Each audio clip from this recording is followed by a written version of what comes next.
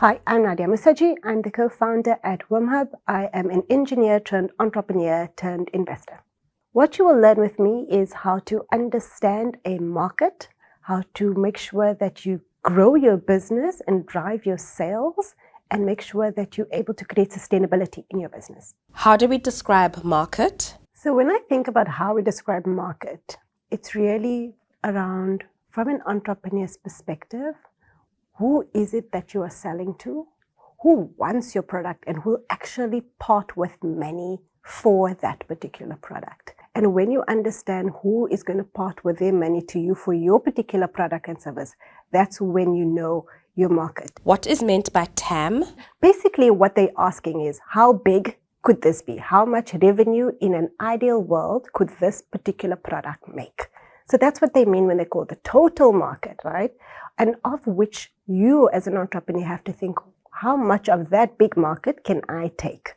And so when you calculate the TAM, and people have different ways to calculate it, a lot of it is part science, part like witchery, part like lots of creative accounting, right?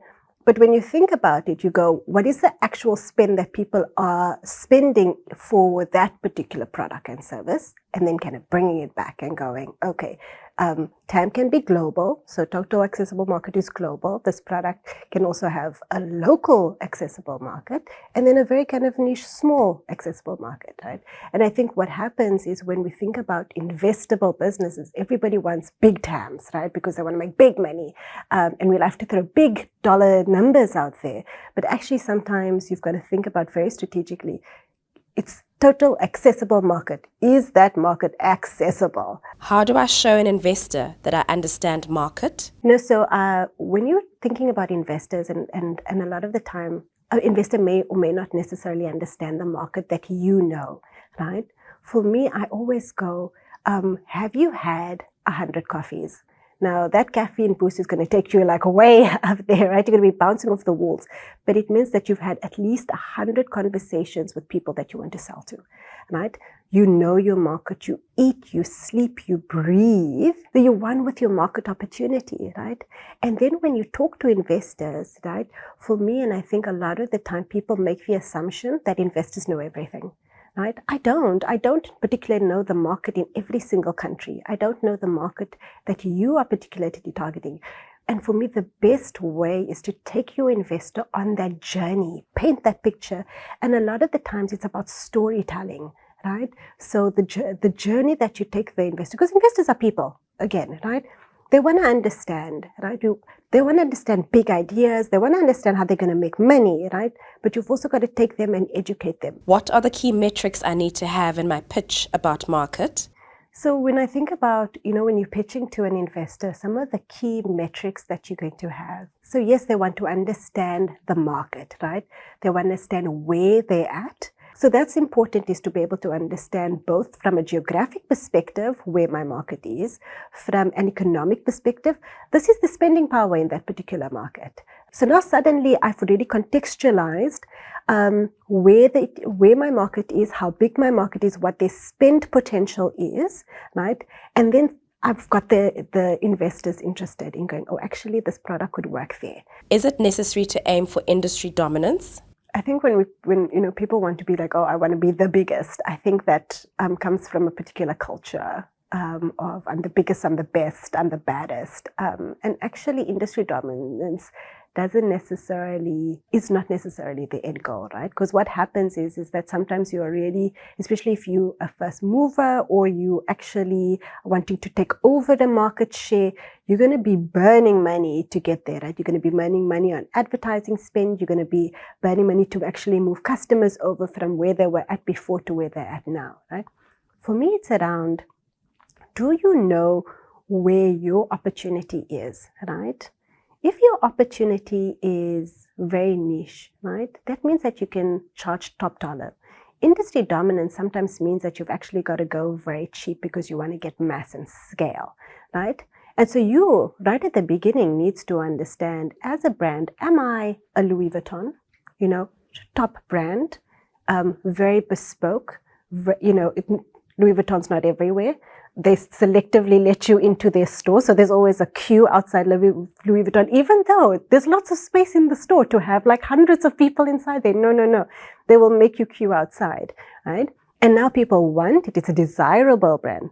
They don't have market dominance, right? There's so many other brands in the market. Or do you want to be kind of a more local brand where, you know, you've got hundreds of people going in, right? So as an entrepreneur, those are the decisions that you have got to make. You've also got to understand what does it take to get there and what are your trade-offs in the process. So up front you go, hey, am I at the top end? Am I at the bottom end? Am I in the middle? Am I carving out a niche? Because then that actually dictates what strategy you're going to go after. What is the role of me understanding regulations in terms of accessing my market? And this is a really important one, right? Because regulations, sometimes we don't like the word because sometimes me, don't really like working and dealing with government and all the paperwork. I hate paperwork. That's why I became an entrepreneur, right? I was like, no more paperwork. And then they were like, all the paperwork. So, but when you think about the regulations, it actually starts to dictate where you're going to start your business, where you're going to run your business, also what kind of business you are going to get into. What are the licensing requirements, right? And also understanding that these could change. And this is where entrepreneurs now struggle because you've actually got to start to actually get your tech or your product aligned to the regulation, right? And here's a niche opportunity to be able to kind of work with governments. I say this as somebody who has kind of steered away from it, to be able to help them think and understand the opportunity, right? Is there anything burning you want us to know about market? And this is an interesting thing because everybody just assumes that you have to be funded. And I think there's an obsession with entrepreneurs and around how much money I've raised. And I actually had this conversation the other day that said, you know, Uber raised a whole lot of money, right? Uber was only like profitable after 7 years. So turnover is vanity, right? Profit is sanity. And a lot of the times when we're raising, everybody's going, okay, I raised a seed round and my seed round was $1 million, right? But actually, why are you raising? And what I'm seeing a lot more is entrepreneurs going, oh, the investor didn't want to invest in me. One, you're not an investable business. Right? So number two, VC capital was not actually right for your business. VC capital was right for a different kind of business. Actually, what you needed was trade finance and working capital. Number three, sales is the best way to fund your business, right? We built a multi-million-dollar business on sales, and we never raised funding. And that's a message that we need to give to entrepreneurs, that sometimes VCs are going to say no for many different reasons. You're out of the mandate and scope of their funds. They just don't like you, right? VCs, they have, and it's almost a godlike complex sometimes because they're just like, I get to fund whoever I know, like, and trust, and who I think is going to make money for me, right? And I understand your product, and I understand the market that you play in, and I understand the opportunity. But to be honest, sometimes actually if you just are really focused on that market and you sell like hell, you can build your company based on revenue.